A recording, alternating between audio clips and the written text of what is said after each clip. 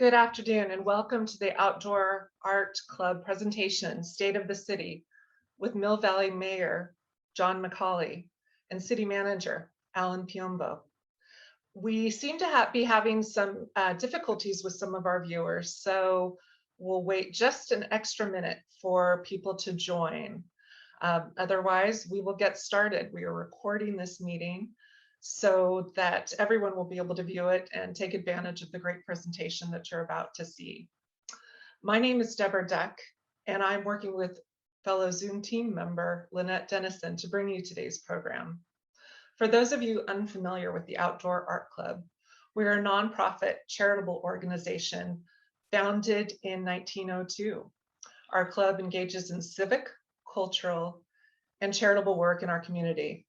This month, we will host a book drive with the goal of filling the shelves at the newly unified Sausalito Marin City School District. As you know, we are using the Zoom webinar platform today. Please direct all of your questions to Q&A, and we are reserving time at the end of the program, and our speakers would love to answer your questions. At this time, I'd like to welcome Susan Sweet.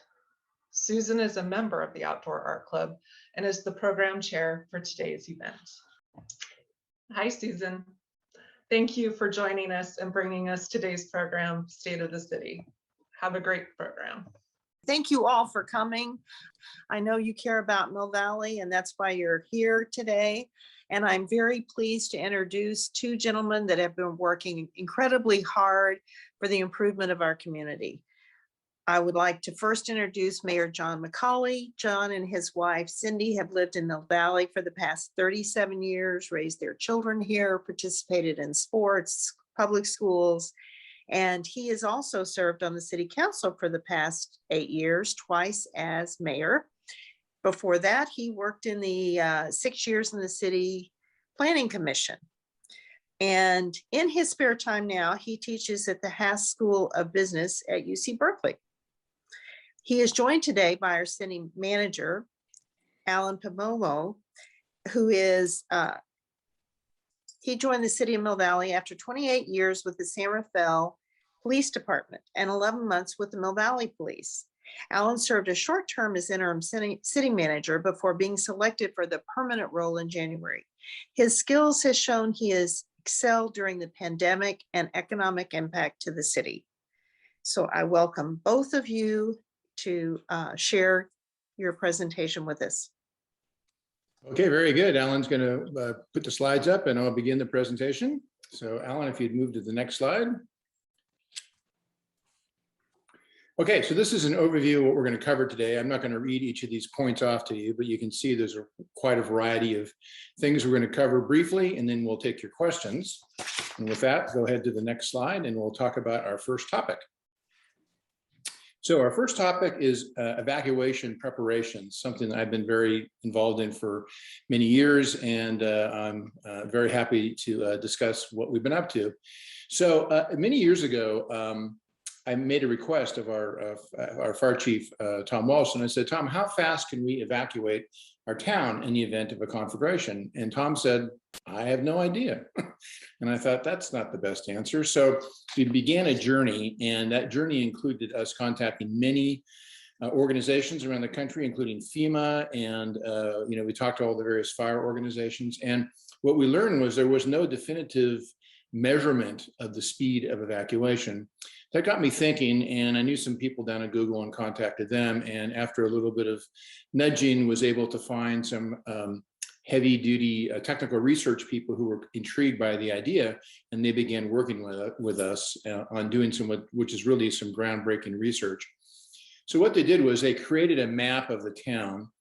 They put every single house in its geolocation, put us on all our streets, and then put, if you will, cars in each of the homes. And then they ran a simulation to see how quickly they can get us all out of town. When they ran their first simulation, they came to a conclusion that it wasn't very fast. So on their own, they said, how can we make it better? And they concluded that a technique called contraflow would be helpful, where basically you take the area on Blithedale and Roque Moreas and all the way out to the freeway, make that all in the out direction. So we were intrigued by that, and it showed a significant decrease in the amount of time to do the evacuation. So having seen this, if you will, academically, we decided we should actualize it, make it much more formal. So as a result of that first round of work with Google, we went out and we purchased all the signage necessary, and we've got a little trailer that they're in, and we've got instructions for anybody who wants to do that setup for us. We did a similar thing on Miller Avenue. Miller Avenue, as you know, is one lane in the area close to downtown, and it's designed to go back to 2 lanes in the event of an emergency. And we have created all the equipment to make that happen. So that's all that all came as a result of this paper that Google published in an academic publication. Then we started thinking more recently, like, okay, we know there's going to be a lot of traffic on Blythedale and on Miller. How can we move cars more quickly, which would allow cars up in the hills to move down, having freed up the blockage down on the flatlands? So we came across a new idea, and that new idea was tested last weekend in a drill. And what we did last Saturday is we made a traffic jam. That was really easy. So we blocked all the traffic on East Blythedale. We let people know this was going to happen. And we let cars line up, and they lined up almost all the way to downtown. Then at exactly 9 o'clock, we released the first car in the queue. We took the cars down Blythedale, made them go right on Blythedale, had them go left on Sycamore, go past the middle school, and then we would have them then exit back around town. We measured all of that, and we came to a very shocking result. The speed with which we were able to clear the cars all the way from downtown to, I like to call it the Girapoli corner, was really fast. It was much faster than we thought it was going to be. And therefore, we have a proof of concept that this idea of intermittently releasing cars into a holding location, which for Miller would be Tam High, and for Blythedale would be Bayfront Park, is a way we can move a lot of cars out of town quickly. Bayfront Park can hold almost 2,000 cars. Tam High can hold about 1,500. There's only 6,000 homes in town in the actual city of Mill Valley. So we can see how significant that technique is. So this is just an example of how we're continually trying to improve evacuation activities, and certainly I'll take questions later. Other things that we've done in terms of evacuation preparation, as you know, we have mailers that we send out to everybody. We identify your community refuge areas. So what a CRA is a place of last resort. So most people will get in their cars and they'll try to get out of town towards the freeways and the like. And I described the way we're going to accelerate that process. If you're really in trouble, you're stuck up in the hills and the fire is around you, what people can do is go to their nearest community refuge area. And that could be on foot, whatever it takes. And we've identified those. Basically, it's areas where there is a lot of concrete and not a lot of flammable material around you. And that creates safety. We also have education and videos. Steps, lanes, and paths are cleared biannually by our Parks and Recs group. So there's a lot of work that's been put into this area of evacuation preparation. Alan, next slide.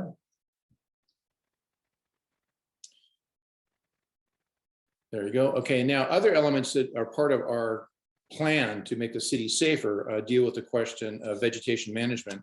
So we have a thing called WUI, the Wildlife Urban Interface Fire Area. Basically, it's all the hills around town. We kind of know the places that are at higher risk.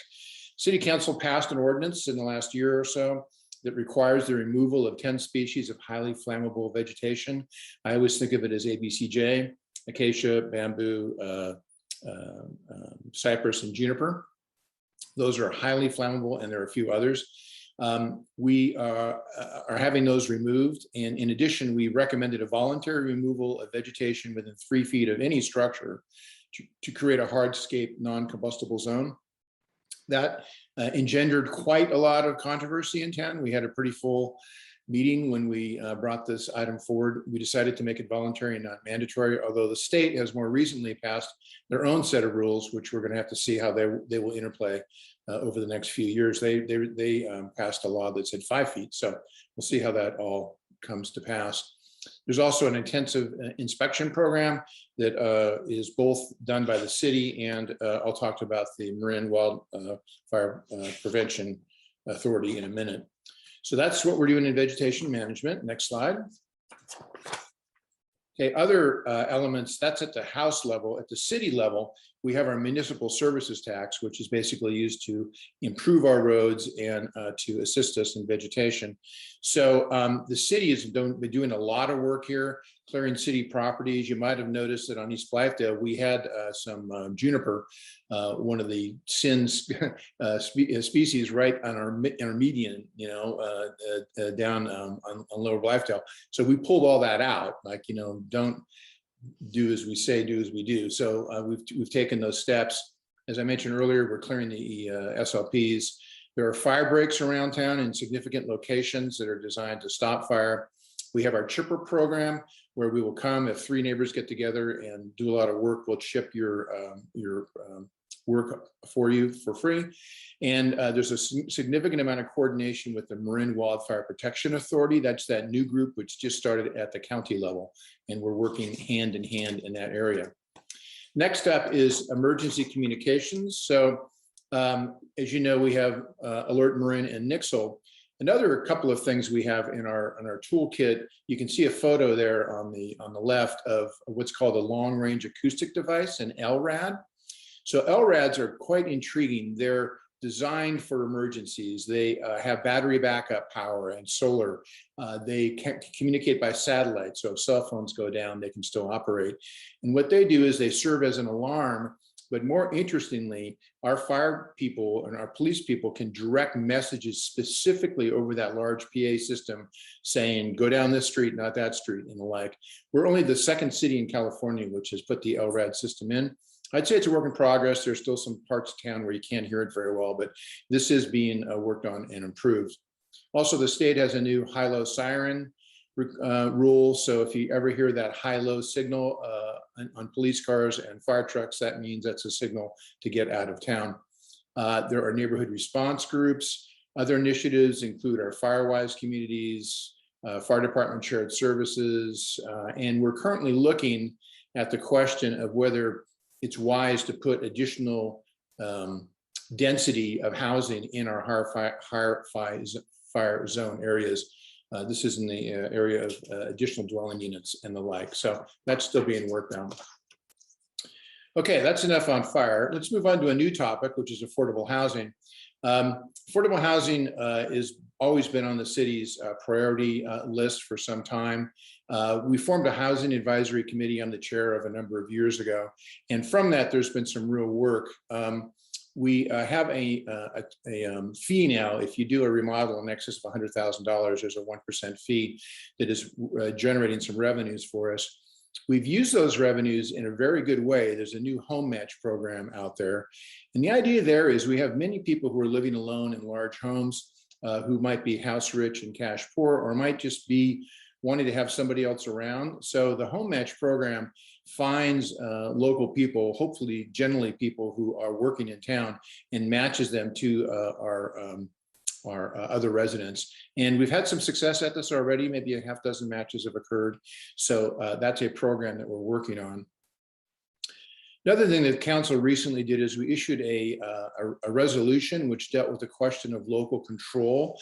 And what's going on is the state is, you know, just inundating us with all these new rules, and they're not considering the unique nature of our town and our geography and what you know, how it works for us. It's been a one size fits all thing. So while the city has been passionate and worked really hard in the areas of supporting low-income housing and the like, these one-size-fit-all rules are really create some problems for us. One example, for many years, the city has allowed 500 extra square feet for anybody who would put in what's called an additional dwelling unit or a granny unit. And the idea of that at the time was that they were affordable by nature. You know, back in 20 years ago, when housing was not as expensive as it is now, you could build those units and likely they would be rented at a reasonable rate.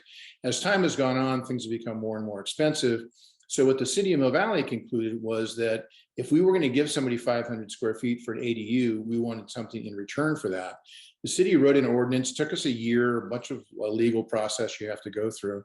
And what it basically said was, we would give you those 500 square feet if you use the ADU for elderly parents, for caregivers, for people who work in town, for your adult children who tend to come back, as we all know, and otherwise it would be required to be rented at a low income level or sit vacant.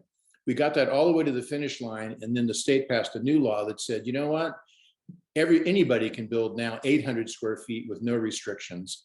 Now, if you think about something that's 800 square feet, it's probably going to rent at a market rate, not a low income rate. So all that work we put in was disrupted by a one size fits all state initiative. Therefore, we wrote this local control letter, which went on the record that we as a town are asking the state to slow down and stop anything, any new rules that relate to market rate housing. If you want to encourage low income housing and particularly give us some money, let's go for it, but otherwise take a break. So that was an initiative that we had signed. Another thing we're working on right now is if you take a look at our properties in town, it's kind of interesting.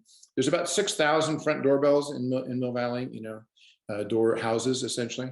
Interestingly enough, over 2,000 of those are apartments. We have a lot of apartments in town. They're tucked in all over the place. People don't realize where they all are. One concern we have is that in the event of an earthquake, if those apartments were to collapse, they would not come back as affordable apartments. They'd probably come back as expensive condos.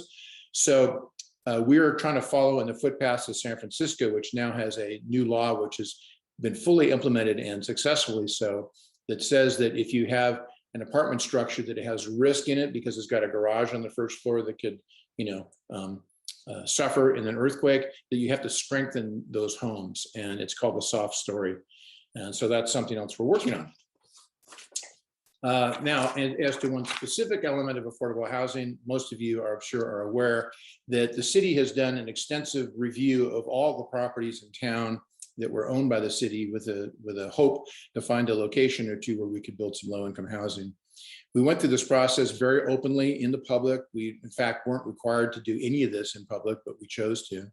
And we finally settled on the public safety building area at 1 Hamilton. It's a large lot. The plan is to build a low-income project there, size not specifically determined yet, but say roughly in the area of 40 homes perhaps. It would, to the extent that the parking lot there would be repurposed, then that's got about 35 parking spots. So we would have to find alternative parking. We're hoping to get maybe 50 in the neighborhood. The status of it right now is we put in our request for qualifications out to the not-for-profit community, and EAH Housing, which is one of the best developers in the state, came forward and has expressed an interest in working with us. So we're negotiating an agreement with them right now. If that agreement does come to pass, EAH's first step will be to reach out to the community and learn what everyone's desires are, and from that, we'll then start the idea of doing some design. There are no designs at this particular moment. So that's that in the housing area. Let's move on to a new topic, which is the housing element. Going back to my earlier conversation about activities which come down from the state, there's a thing called the Regional Housing Needs Allocation, or RHNA as we call it. And it tells you that the city must show that it has zoning that is appropriate, which would allow for a certain number of units to be built. We have a requirement in our current cycle, which is coming to an end now, for 129 units. We've actually met that goal, mostly through ADUs, additional dwelling units. We're only one of 2 cities in Marin that not only designed or had zoning that was appropriate for these number of units, they were all built. Cities can't make people build things, but they certainly can encourage building activity. Our current regional housing needs allocation, RHNA, is kind of staggering. It's gone up to 865 which is 600%, 670% of what's in our current cycle. You can see on the slide there what we're talking about. Those number of homes would be more than we have built in Mill Valley in 50 years. So it's quite puzzling and challenging. We've appealed our arena allocation. In fact, we're going to be heard on tomorrow, on Friday. So we'll see where that goes. Virtually every jurisdiction in Marin has seen a similar giant increase in their allocation, and everyone has similarly filed protests with the housing authorities. So stay tuned on how that goes. But the important thing is we have to make sure we have the zoning available to support these units. We can't make people make units, obviously. That's not the way this stuff works. Okay, next slide.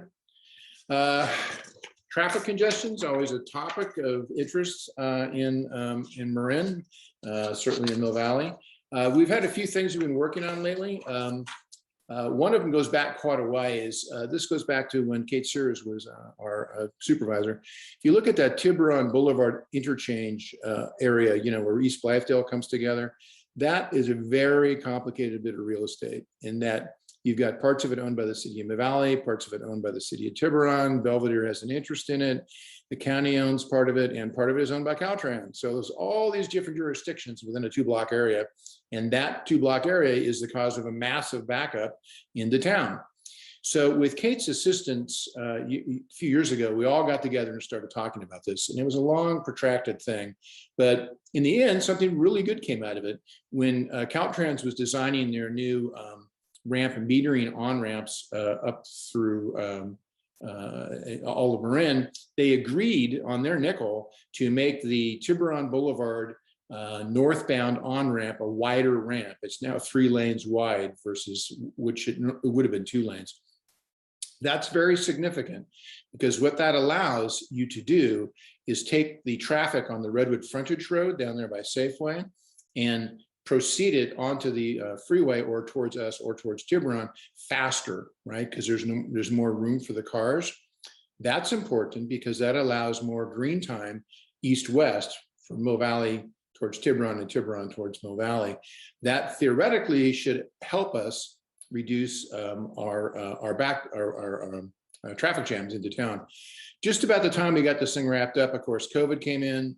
All traffic patterns completely changed, and they're still changing now. So I would describe this still as a work in progress. I felt at the time that we didn't really extract all the efficiencies that were possible there. But we're going to stay on this once we get back to whatever our new normal is, and we'll focus on that. If you've been downtown lately, you've seen there's this new downtown project. Pretty cool idea. The idea is to straighten out the Throckmorton wiggle that occurs. This process where Bernard is made into a one-way street and we have parking on both sides of the street is parking neutral. We have the same number of cars under this configuration as we would under the prior one. Everybody is very interested in public reaction to this. I think Alan in a minute will mention how you can give feedback on this topic, but we're going to run this for a couple of weeks and so far so good. It's worked out pretty well, but we'll wait to hear what everyone says. Then finally, we do an annual traffic report card. We're probably not going to do it this year because everything's so messed up through COVID, but we have been monitoring and working very hard at improving traffic congestion. And we have seen, slow incremental improvements. So that's the level of stuff, matters that I was going to cover in my formal comments. And now we're going to pass it over to Al Piombo, who will cover another group of topics. Alan? Good afternoon, everybody. Yes, I will pick up the remainder of the presentation and bring us to the finish line where we do have time available for Q&A. So the city's work in earnest with diversity, equity, and inclusion started last summer following the tragic death of George Floyd. There was significant community reaction, and our council directed the formation of a DEI task force that was guided internally with a working group that included 2 council members and a couple members of my staff. You can see the timeline for the work that we did to date and some of the items that are ongoing. So the formation of the task force occurred last fall. They conducted their work independently of the city with a facilitator and produced a report that was presented to council in December 2020.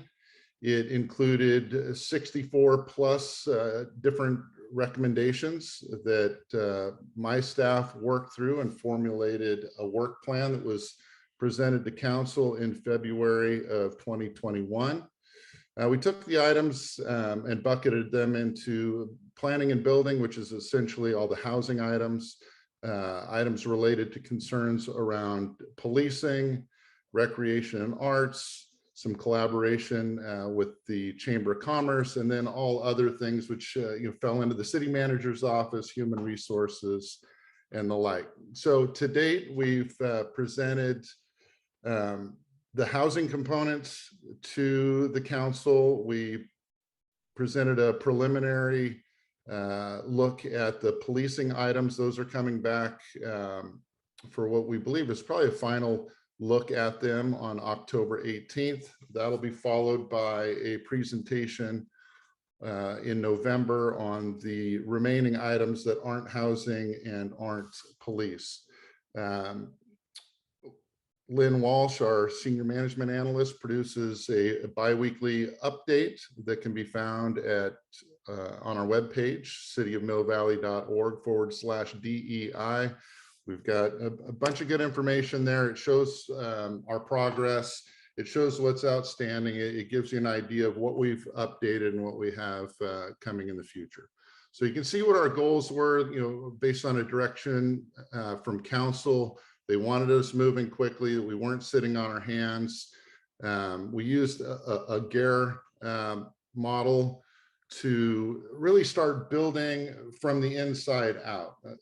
In the early stages of our DEI efforts, there was a lot of ideas coming from the community, many of which the city doesn't really have direct control over. So we really tried to cipher it down into buckets where the city had direct control or influence, and then other areas such as schools or community partnerships with the chamber and businesses that we could assist but not directly control.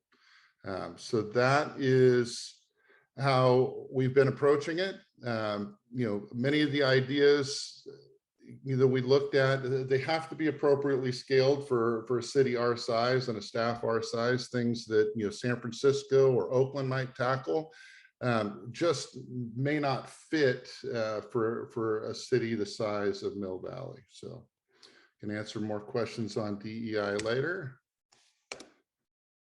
All right, so our facilities and infrastructure. You can see there's a number of projects currently going on downtown and a few that have recently completed. So let me see, it looks like I advanced one too far.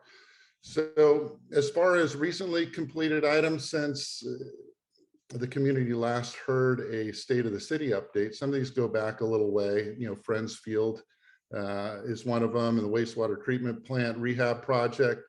But last summer we started with the downtown project. The first phase of that was sewer rehabilitation through the downtown. The second phase that just finished about a week or so ago are all the sidewalk and curb bulb outs. We did 16 of those in the downtown area.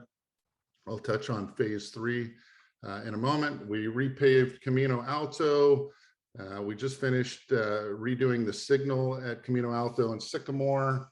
So I mentioned the Friends Field renovation. The Scott Highlands community sponsored and paid for a bicycle and pedestrian path improvement through the golf course. That is now completed. The only outstanding item there is adding some additional safety signage. The other thing the city did over the last 2 years was conducted a series of assessments that would give us an idea forward looking of our facility needs and infrastructure needs. So they're listed here, flood management master plan, some of the solutions there were in the $30 million to $50 million range, probably just untenable for a city to take on. Smaller but still urgent and costly items included the city facilities needs assessments. We looked at City Hall, the library, the public safety building, the golf course clubhouse, et cetera. There's about $10 to $15 million worth of necessary upgrades and improvements there over the next 10 years. We did bridges and culverts assessment. The order of magnitude there is similar as well. And then we did a sewer conditions assessment and built that into a strategic plan and financing moving forward. So what you will see around town, Blythedale phase 1 is underway. That's the portion from the freeway to Camino Alto. Word I got yesterday is we should be getting to the pavement phase of it by mid-November. I think we're looking at November 18th. So it's while it is a complete pain trying to get in and out of town at times, it will be a much freshened up roadway and will include some expanded bicycle lanes. East Blythedale phase 2 and 3, that would be from Camino Alto all the way up to downtown. We're looking at designing the entire stretch of that and then working with council to decide whether we can pay for it and do it all at once, which would be hopefully next summer, or divide it into 2 projects, which would be about half each, and do that over the next 2 years. John mentioned in his presentation the realignment downtown of Throckmorton, and those of you driving up Miller to Sunnyside see the engine number 9 mock-up there. So we're trying the rerouting on those 2 locations at the same time to help our downtown advisory committee decide and inform council as to whether the realignment of those 2 roadways should be included in downtown project phase 3. That would also include a series of sidewalk improvements and curb bulb outs that shorten some of the distances when you're trying to travel from, say, Equator to the depot, or even further across from the depot to where Pete's Coffee is. So your feedback there is welcomed. There are signs all over downtown that have a little QR code that'll take you to a community survey. We also leafleted, downtown, and most of the businesses that you walk into should have a little handout that will have that QR code on it. If not, you could also go to our Public Works website and get a link to provide feedback there. The library is working on an extension of our Wi-Fi, which would be free of charge in the Depot Plaza area. The only holdup there is the chip manufacturing that all the tech companies have experienced since COVID hit. Once those parts and pieces are in, we should have some free Wi-Fi in the downtown area. John already mentioned steps, lanes, and paths. I saw a question come in asking what our annual budget is for steps, lanes, and paths. It's really project dependent. We usually have 2 or 3 in the works at a time. Typically, the funding for the SLPs can range anywhere from $50 to $150,000 per year, depending on the size and scope of the project. What we've been trying to do is not get so elaborate and build concrete steps on every one of them. Those get really expensive, $250,000 to $300,000 a pop if we're doing it with concrete. Hugh Kuhn and his SLP aficionados do a lot of work in conjunction with our public works crews. So we've really been able to get more bang for the buck and are typically doing these for anywhere from $50,000 to $75,000 a piece. City Council adopted our ADA transition plan, which is ongoing work around town. The The curb and bulb out improvements are an important piece of that. It also identifies access to each of our city facilities that need to be addressed. And as I mentioned, we did a sewer needs analysis. We continue with our annual sewer rehabilitation. Downtown Phase 1 was an example of that. And then our annual pavement projects, which we did cut back slightly due to the fiscal impact of COVID, but we hope to get that ramped up and back to pre-COVID conditions, especially once we get East Blythedale funded and approved. All right, moving on. COVID. Lots to say here, I suppose. When I took the helm on an interim basis, things were looking fairly rosy in the city of Mill Valley. The budget at the time was already programmed. All I had to do was pilot the ship and keep it pointed in the right direction. And 6 weeks into my interim stint, COVID hit in full force, and we immediately started recognizing the impacts. Businesses downtown shuttering, our own operations in terms of recreation programs, library, etc. We just couldn't deliver, which impacted our bottom line. As the slide says there, we had to pivot, and then every 2 weeks as the health orders were changed, we'd have to pivot, and pivot again. I can't say enough about our staff, their resilience, and their ability to adapt to rules that were changing literally every week.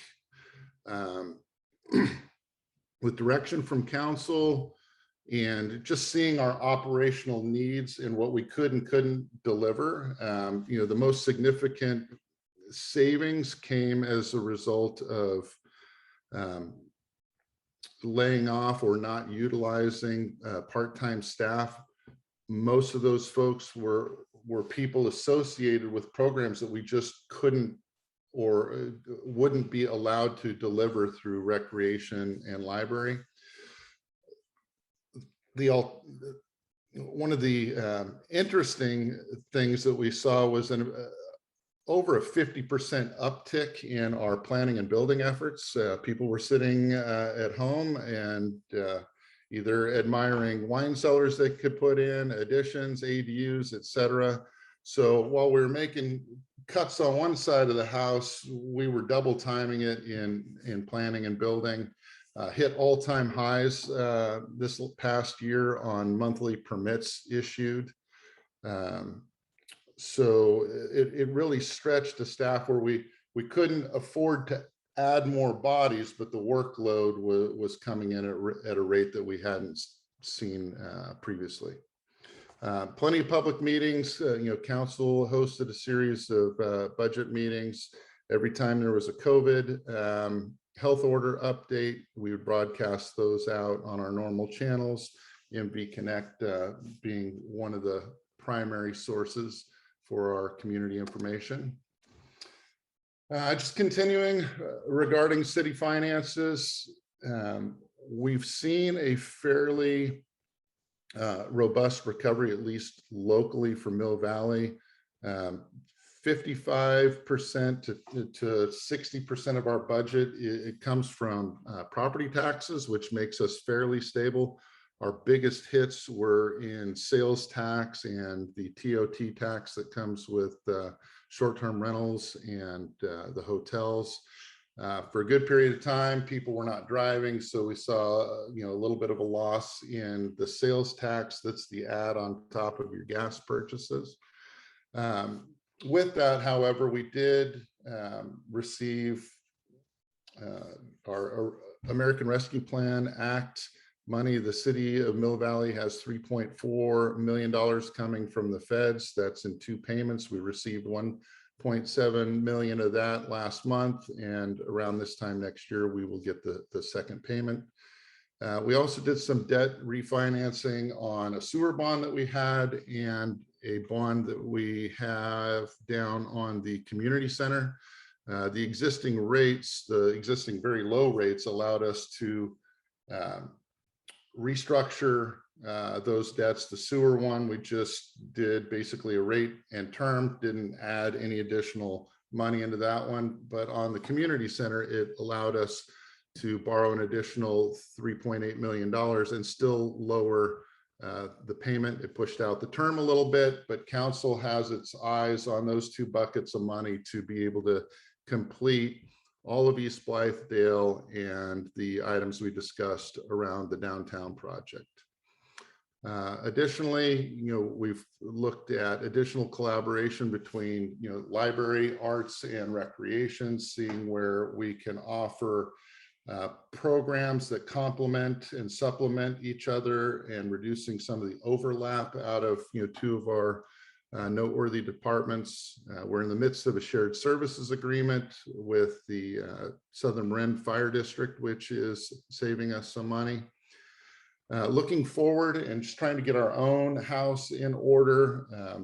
We've looked at succession planning and making sure, the top, our department heads and senior managers, that there's a plan in place to develop the people that are coming up through the organization behind us, so that we can continue to deliver a high level of service with highly qualified employees.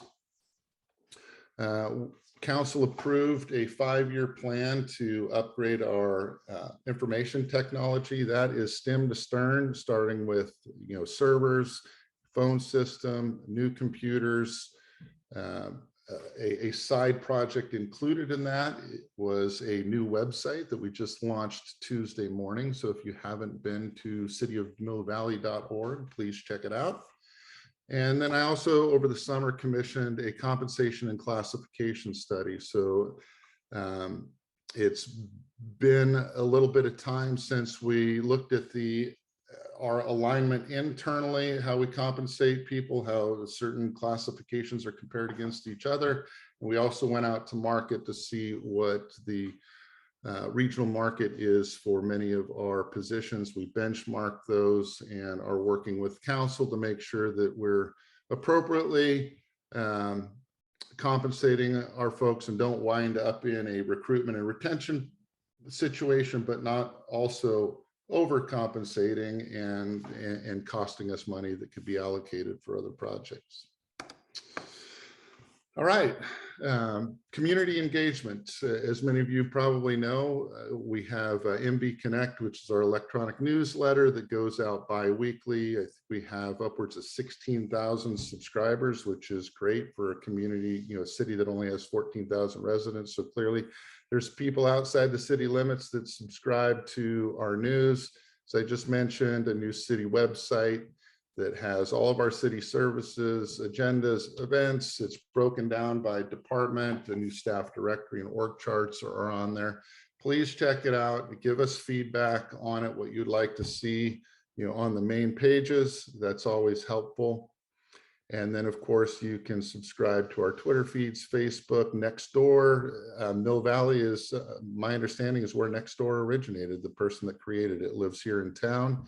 And there is robust activity on Nextdoor. Sometimes not always the whole truth, but you can always reach out to us. If we don't monitor Nextdoor, it's not what it was built for. The founder will even tell you that. But if you see a thread where there might be some clarification needed, by all means, reach out to either myself at city manager at citymillvalley.org, or the appropriate department who might be able to have a handle on whatever issues gain traction on Nextdoor. Instagram, YouTube, and then some of our departments have their own pages on Facebook, Nextdoor, and YouTube as well. And lastly, let's see, I think it just went backwards. We created a series of new employee-driven committees in town. 2 of them that I want to speak to are communications and community engagement committees. What we're trying to do is just improve our outreach and interaction with the community, and not do it in the different silos that sometimes occur. For instance, recreation, may do a trunk or treat. That's something where we can get broader buy-in and participation from all of our city departments. and get our employees out there in front of the community we serve, so you can see the good folks that are out there providing service to y'all. So that is the conclusion of our slideshow and presentation. I think we're at the Q&A part. John wants to come back in. And I'd Hello. like to say thank you so much for presenting a very inclusive program. You've covered a lot of information, and we do have several questions. Is John back on? I'm right here. Great, great. So I'm just going to kind of go through a few. You kind of touched on them a little. When do you anticipate the library and the community center being fully operational? Part of that is a subject of what the county allows us with its health department, but maybe Alan, you can respond on that a little further. Yeah, so mostly in recreation, the impediments to a full restoration of programs and services is exactly that, is the county health order. In terms of the library, we have fully funded the library to pre-COVID levels. The issue is getting staff back on board. We lost 2 supervising librarian positions and a couple program coordinators during the pandemic. So you can't drive programs without people to create them and deliver them. So that's really the holdup at this point. Okay, and earlier, John, you were talking about the traffic models, and you mentioned the 6,000 keys in Mill Valley. Did that include the Marin County areas like Homestead and Tam Valley? Yeah, that's a really good question. 6,000 doors. Basically, when Google ran this material, they well understand that fire crosses city barriers. So they ran the whole area inclusive of county elements also. So whether you were in the city or in the county, you were included in the model if the expectation was that you would exit to the freeway either through Tam Junction or through Blacktail. Okay. It's pretty cool. I mean, it's never been done before. It was groundbreaking, and I just feel blessed that Google was willing to spend so much effort on this topic. That's great. A couple of questions about fire. One person's asking, is there anything the city can do about these escalating insurance policies due to fire hazards? Well, as somebody who's having difficulty getting insurance myself, I'm very empathetic to that question. I can tell you that the fire department is willing to go out to your house and do an inspection and share those inspection results with the underwriters, with the insurance companies. And I know in a number of cases that's been helpful to retain a policy that was previously potentially to be canceled. I think you just you contact the fire department and they can do that for you. Anything to add, Alan? Yeah, we also have our defensible space program that was launched under Measure C, the Marin Wildfire Protection Authority. We and the district have 2.5 full-time employees, so basically 100 hours a week worth of inspectors coming out, visiting people's property and giving advice on how to improve conditions to protect your home. And if you do it and your neighbors do it, in conjunction, it really does create a good buffer against wildfire. And I'm sure the insurance companies will recognize the work. Maybe.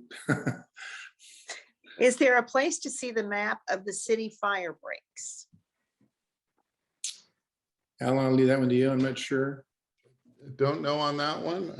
I can have contact our fire chiefs and share any resources that we have. Not the breaks. I know we have evacuation and fire hazard evacuation zones identified, but not necessarily where the fuel breaks are.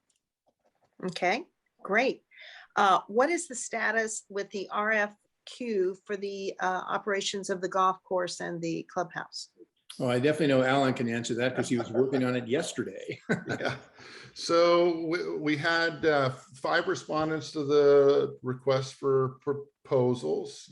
We narrowed it initially down to 3, all 3 of which had local ties, local connections, and weren't too big for Mill Valley, meaning that we didn't want a company where we felt we'd get lost in their portfolio. So we selected 3 potential operators that run between 30 and 40 golf courses. We thought that would be the appropriate fit. We've now narrowed our discussions down to 2 of those firms. We met with one of them yesterday. We have an appointment with the other firm coming up in 2 weeks. It's my hope that we can deliver a recommendation to council before year's end. Okay. And to finish that off, all the companies are strictly interested in the pro shop and the golf course operations. Nobody's really interested in tackling the clubhouse as a piece of that operations at this time. It's just we got to do a little work and improvement to the clubhouse to make it fiscally interesting to an operator. Well, does that mean the city would still maintain the rental and upkeep on it? Of course. Yep. Okay. Okay. And somebody's asking, what is Nixie? Nixle. Nixle. So Nixle is an opt-in emergency system that you could subscribe to. You literally go to nixle.com and register. And if you put in your zip code, you will get emergency notifications that come out typically from our police or fire department or Marin OES, Office of Emergency Services, but it's opt-in. It's Nixle itself is not an override into everybody's cell phones like some programs. So we do encourage everybody to go to Nixle and opt in for your emergency alerts. Okay, and earlier, Ellen, you were talking about the match program, and someone's asking, can the homeowner charge rent, and who vets the applicants, homeowners, etc.? Yeah, the homeowners certainly charge rent, and the home match organization has the skill sets to vet potential tenants and has the experience with the contracts and all that kind of stuff. So they serve as a go-between. They're kind of a matchmaker, essentially, between you as a homeowner. You know, say you're an elderly person and you could use a little help around the house, wouldn't mind somebody else being in the home, you know, but don't really have any sense of how to do that. And that's what this group does. That's what their service is. They're a not-for-profit group that basically has the skill set and the experience to bring people together, and they have an orientation towards trying to find workers in town. Okay, and there is a question you're going to love. What is the status of the Great Miller Wall project? I guess I'll throw that one to Alan. Yeah, timing couldn't be better. I just talked to our director of building and planning this morning about that project. So apparently there was an issue between the developer and their previous contractor, and they're shopping for a new contractor right now. So the permits are good. Progress was underway, but I don't know the internals, but what we've been told is the developer's waiting on a new contractor to take over the project. Permits are good through 2023. After that, they would face penalties if the project is not substantially underway or completed. Okay, there's a couple of questions that are both questions and suggestions. One participant is asking the new build out curbs. Can they be painted with reflective paint so they can be seen at night, especially in areas that are not well lit? I'll take that as a suggestion and share it with our Director of Public Works. Okay, and another participant said that if you're heading into town on Miller, that turning right on Camino Alto is really treacherous and wants to know if there's a way to put an arrow to allow better traffic flow. So there is a traffic safety committee that internally handles these requests. You can imagine that if we responded to every single request that everyone had a suggestion over, we'd have 5,000 stop signs in town. So these are the people with the skill sets to understand, you know, the implications of making changes. So we can pass that comment on specifically to Andy Poster and his team. There's 4 or 5 people that are on this team. Okay, another question which we probably a lot of us are wondering, they've closed down the Bank of America building right downtown. Do you guys know the status and what's it going to be converted to? So it's private property. It's not our property. There is a community vitality committee of the Chamber of Commerce. Myself, Urban Carmel, and Alan, we get together pretty regularly to talk about things. The chamber would be interested in helping find a tenant for that facility, but again, I understand the building is for sale. So, Okay. A little hot one. We know that you're considering the #1 Hamilton project, and as it moves to the next phase, is the city continuing to explore additional potential affordable housing opportunities such as the commuter lot on Miller? so the first priority, you can either like try to do 8 things at once and not do any of them, or you can try to take one to conclusion and at the same time have other items in the on-deck circle. That commuter lot is complicated. It's on a flood zone, a floodplain. Another location that we've been interested in is the water tower, which is up in the hills, and that's not as attractive a location from the perspective of closeness to transit, but it's a very large piece of property and something might come from that also. So as the Housing Advisory Committee moves forward, it will be looking at all sorts of other opportunities, but the one that's on the front burner right now is Hamilton. Okay, and another question, and I've forgotten which one of you were talking about the streets, the way they've been redesigned downtown, and wondered, is there a timeline that will become permanent? Well, right now we're just assessing the public's reaction to it, right? And whether it works well. And once we have that assessment, both from the commercial community and from the residential community, and we look at it in hindsight after having done this short-term process, then it'll be brought forward for further consideration at a future council meeting, most likely. So no specific timeline, but it was designed to be a short-term thing that we're going to do over the summer before things get too crazy with everyone back in school and the like, and see how it works. Okay, let me see this. Another affordable housing question. Any thought about taking the Miller Avenue with the elephant pattern concrete retaining wall and using that well-positioned site to satisfy the required affordable housing needs? It's private property. It's not our property, but it's private property. It's currently zoned for 9 units. And as Alan said, there's a timeline for them to complete that. If they don't complete it, then they'll lose that right and everything starts over again. But I would also note that development was approved before the city made a number of very significant changes, which are designed to make development of affordable housing more predictable. And specifically, we did a couple of things. One, we put in a requirement that for every 4 units of property that you build, one of those should be a low-income unit. It's called an infill requirement of 25%. That was vetted through a series of architects and urban planners, and indicated that would not be an impediment to doing development, because this was not put in place to stop development. It was basically put in place so that if we did do development, that there would be a low-income piece associated with it. That's one thing we did. Another thing we did was a very significant effort.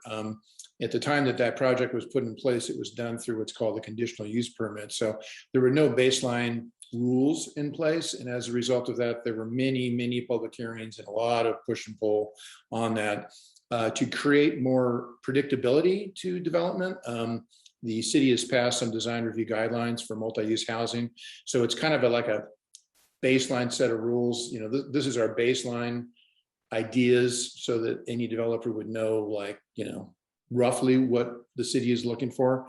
There's some state laws that were recently passed, and anything that is within those guidelines, which is not precisely measurable, needs to be moved into a precisely measurable way or reworking. So the city is working on that right now. Another important thing to understand about Miller Avenue also is that most there's only two ways to develop low-income housing. One way is to get funds. Like what happens in Hamilton is that a not-for-profit developer goes out and gets what's called low-income housing tax credits.